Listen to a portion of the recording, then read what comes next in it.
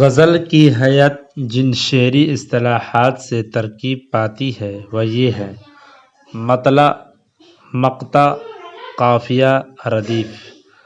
مطلع کے معنی لفظی ہیں: طلوع ہونے یا کھلنے کی جگہ۔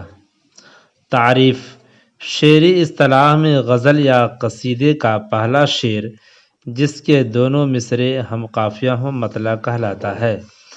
اگر کسی غزل کے پہلے دونوں مصرعے ہم قافیہ نہ ہوں تو مطلع نہیں کہا جائے گا بلکہ وہ غزل کا پہلا شعر کہلائے گا۔ بعض اوقات غزل کے یا قصیدے کے دوسرے شعر کے دونوں مصرعے بھی ہم قافیہ ہوتے ہیں۔ اس شعر کو مطلع ثانی یا مطلع ثالث کہتے ہیں۔ بعض لوگ اس کو حسن مطلع بھی کہتے ہیں، جیسے: ابتدائے عشق ہے روتا ہے کیا، آگے آگے دیکھیے ہوتا ہے کیا۔ جس سر کو غرور آج ہے یا تاجوری کا، کل اس پہ یہی شور ہے پھر نوحہ گری۔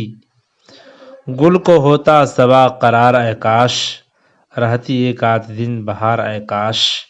یہ آرزو تھی تجھے گل کے روبرو کرتے، ہم اور بلبل بےتاب گفتگو کرتے۔ پھر راہ سے وہ یہاں آتے آتے، اجل مر رہی تو کیا آتے آتے۔ اثر اس کو ذرا نہیں ہوتا، رنج راحت فزا نہیں ہوتا۔ مقطع کے لغوی معنی ہے کاٹنے یا قطع کرنے کی جگہ۔ شعری اصطلاح میں غزل یا قصیدے کا آخری شعر جس میں شاعر کا تخلص استعمال ہو مقطع کہلاتا ہے۔ تخلص وہ قلمی نام جو شعراء اپنے کلام میں استعمال کرتے ہیں، مثلاً غالب، مومن وغیرہ۔ مقطع کے لیے لازم ہے کہ اس میں شاعر اپنا تخلص استعمال کرے۔ اگر تخلص کا استعمال نہ کیا جائے تو ایسا شعر غزل کا آخری شعر کہلائے گا لیکن اس کو مقطع نہیں کہیں گے۔ فار ایگزامپل: ٹک میر جگر سوختہ کی جلد خبر لے، کیا یار بھروسہ ہے چراغ سحری کا۔ نہ پوچھ عالم برگزشتہ طالعی آتش، برستی آگ جو بارہ کی آرزو کرتے۔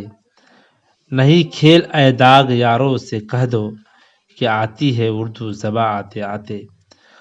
ہوش و حواس و تاب وہ تواں داغ جا چکے، اب ہم بھی جانے والے ہیں ساماں تو گیا۔ کیوں سنے عرض مضطرب مومن، صنم آخر خدا نہیں ہوتا۔ لے نام آرزو کا تو دل کو نکالے، مومن نہ ہوں جو ربط رکھیں بدعتی سے ہم۔